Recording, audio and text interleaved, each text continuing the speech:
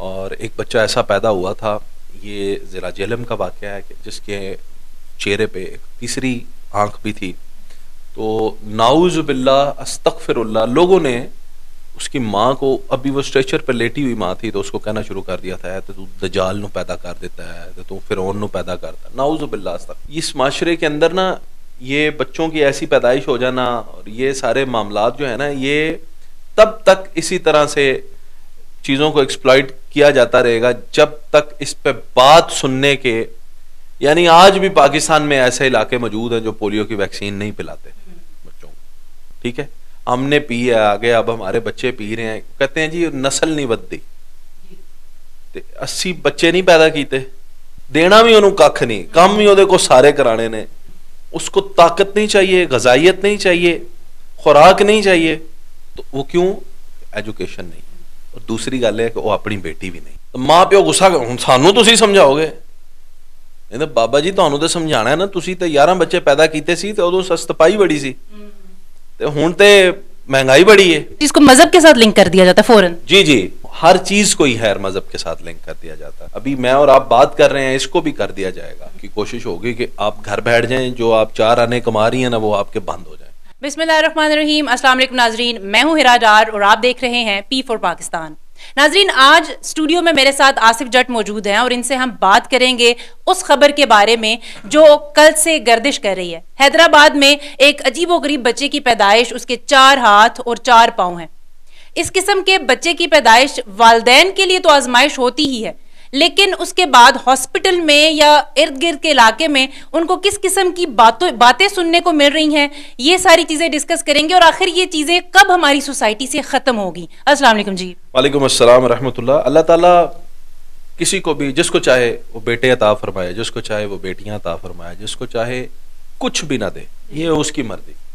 और औलाद का पैदा होना जिस भी शक्ल में हो, वो तख्लीक करने वाला तो वही है। तो अल्लाह ताला को सख्त नापसंद है ऐसे लोग जो इस तरह के कमेंट्स करते हैं, यानी किसी की तख्लीक के ऊपर, उसकी जिसामत के ऊपर, रंग रूप के ऊपर। रसूलुल्लाह सल्लल्लाहु अलैहि वसल्लम ने इरशाद फरमाया, किसी अरबी को किसी अजमी पे, किसी गोरे को किसी काले पे कोई फोकियत हासिल नहीं। हम लोग वो हैं कि अपनी शक्ल चाहे जैसी भी हो, लेकिन दूसरे को बात करने से हम बाज नहीं आते। ये कोई पहला वाकया नहीं है, पाकिस्तान के अंदर एक बच्चा पैदा हुआ था जिसका दिल बाहर था, सीने से बाहर उसका दिल धड़कता था। और एक बच्चा ऐसा पैदा हुआ था, ये ज़िला जेहलम का वाकया है कि जिसके चेहरे पे एक तीसरी आंख भी थी। तो नाउज़ु बिल्लाह अस्तगफिरुल्लाह, लोगों ने उसकी माँ को, अभी वो स्ट्रेचर पर लेटी हुई माँ थी, तो उसको कहना शुरू कर दिया था तो तू दजाल नू पैदा कर देता है, तो तू फिरौन नू पैदा करता। नाउज़ु बिल्लाह अस्तगफिरुल्लाह। तो हम तो आज भी उसी माशरे में रह रहे हैं जहाँ पे दूसरी बेटी पैदा हो जाए ना, पहली बेटी और दूसरी बेटी पैदा हो जाए तो माँ को उत्थे ही छड़ के आ जाते हैं अस्पताल में। तीसरी पैदा हो जाए तो फिर तो कहते हैं 7 तियां जमेगी। ये हमारे माशरे की बातें हैं। तो हालांकि जाहिल लोगों को ये पता ही नहीं है कि औलाद के पैदा होने में औरत का 1% भी कोई इख्तियार, कंट्रीब्यूशन ही नहीं है बायोलॉजिकली। यानी बेटा पैदा होना है या बेटी, अल्लाह के बाद कोई अगर दुनिया में रिस्पॉन्सिबल है तो वो बाप है। नहीं तो अल्लाह की मर्जी है ना, जो मर्जी दे, लेकिन बायोलॉजिकली रिस्पॉन्सिबल बाप है। मुझे ये बताइए कि क्या इस चीज में सिर्फ एजुकेशन के बेटी पैदा हो जाना, बेटे का ना होना, ये चीजें तो जाहिर सी बात है अफेक्ट करती है हमारी सोसाइटी पे। मेडिकली भी लोगों को अवेयरनेस 0% भी नहीं है। वो कहते हैं कि अगर आप ज्यादा देर बीमार रहें और आप ट्रीटमेंट करवाते रहे तो आधे डॉक्टर तो आप खुद बन जाते हैं। हाँ, ऐसा ही है। मेडिकल अवेयरनेस कैसे आए? हमारे घरों में जो सबसे कह लें कि कम एफिशिएंट इदारा है ना, वो बहबूद व आबादी का इदारा है। यानी आप मुझे एक बात बताएं, हमारे घर के अंदर एक औरत या 2 औरतें आके आपकी बहू और बेटे को समझाएं कि आपने फैमिली प्लानिंग कैसे करनी है, आपने कितने बच्चे पैदा करने हैं, और शर्म नाल ही मार जाते हैं। तो मां प्यो गुस्सा, हुण सानू तुसीं समझाओगे, कहते बाबा जी तुहानू तो समझाना है ना, तुसीं ते 11 बच्चे पैदा कीते सी ते उदों सस्तपाई बड़ी सी, ते हुण ते महंगाई बड़ी है। इस चीज को मजहब के साथ लिंक कर दिया जाता है फौरन। जी जी, हर चीज को ही खैर मजहब के साथ लिंक कर दिया जाता है। अभी मैं और आप बात कर रहे हैं, इसको भी कर दिया जाएगा, और फिर जो है उनकी कोशिश होगी कि आप घर बैठ जाएं, जो आप 4 आने कमा रही हैं ना वो आपके बंद हो जाए। ये छोड़ दें इन बातों को। असल मसला ये है कि एजुकेशन कैसे आए, ये कैसे एजुकेट है? बातचीत से, कम्युनिकेशन। तो वो तो अदारा तो है, उनमें खवातीन हैं, वो आती हैं घरों में, बात करती हैं, बताती हैं। फिर कुछ चीजें औरत के लिए बड़ी जरूरी हैं, यानी कि अभी उसने एक बच्चे की पैदाइश की है, एक बच्चा डिलीवर हुआ है, और वो बच्चा अभी 6 माह का नहीं हुआ तो वो दोबारा हामिला है। अब देखें ना उसके साथ कितना जुल्म है। एक इंसानी जिस्म में सारी हड्डियां, मौत से एक स्टेप शायद आगे का ही वो प्रोसेस है जिसमें एक औरत मां बनती। उस प्रोसेस में से गुजरने वाली औरत को अब दोबारा, यानी उसका जिस्म को रिकवरी नहीं चाहिए, उसको ताकत नहीं चाहिए, गजाइयत नहीं चाहिए, खुराक नहीं चाहिए, देना भी उन्होंने कख नहीं, काम भी ਉਹਦੇ को सारे कराने ने। तो फिर वो क्यों? एजुकेशन नहीं। और दूसरी गल है कि वो अपनी बेटी भी नहीं। ये तो पॉइंट है। और सोच जो है वो इसीलिए बेटी और बहू के लिए मुख्तलिफ है, शायद इसीलिए इस किस्म के या इससे भी ज्यादा संगीन प्रॉब्लम्स फेस कर रहा हमारी सोसाइटी। देखें जी, खैर नसीब तो अपने अपने होते हैं, अल्लाह ताला बच्चियों के नसीब बहुत अच्छे करे, शऊर वाले गैर साइको लोगों में बच्चियां जाएं, बस मैं तो ये दुआ करता हूं।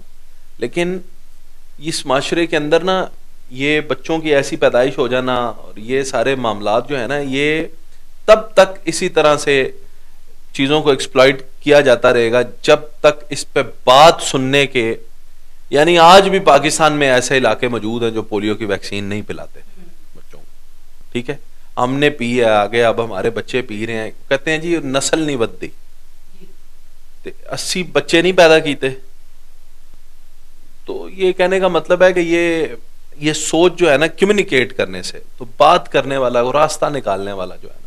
अभी ये जो एक बच्चे की पैदाइश हुई है, इस तरह भी आपने जिक्र किया कि जेल में भी एक बच्चे की पैदाइश हुई, बड़ी अजीबोगरीब बातें सुनने को मिली, फैमिली पे स्ट्रेस आ गया। मुझे ये बताइए आपके ख्याल में, क्योंकि ये तो अल्लाह पाक की करनी है ना, और ये आगे मजीद पता नहीं कितनी भी होगी और इस तरह के कितने बच्चे हमारे सामने आएंगे, किस तरीके से लोगों को, आपके ख्याल में लोगों को समझाया जाए कि इन चीज़ों के ऊपर ये इतना हार्ड एक्शन नहीं लेना, बल्कि इनको समझने की कोशिश है। मेडिकली वो बच्चा माशाल्लाह ठीक है।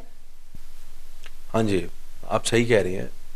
मेरे तो घर की बात है, मेरा बेटा जब पैदा हुआ तो वो क्लब फुट बच्चा था। क्लब फुट कहते हैं ऐसे बच्चे को जिसके पांव अंदर की तरफ मुड़े होते हैं। तो उसी वक्त मैंने किसी को नहीं बताया, अपनी बीवी को भी नहीं बताया। सर्दियां थी ना तो उसको सॉक्स वगैरह पहना दी। हम उसे घर ले आए, मैंने बस सर्च करना शुरू कर दी, मालूमात लेना कि क्या मसला है। तो अल्लाह करीम के करम से 7वां दिन था और मेरी फैमिली जिस ट्रॉमा से गुजरी है, जिस मतलब मेरी बीवी खास तौर पे, तो 7वें दिन मेरे बच्चे को पाँव पे प्लस्तर लगे हुए थे।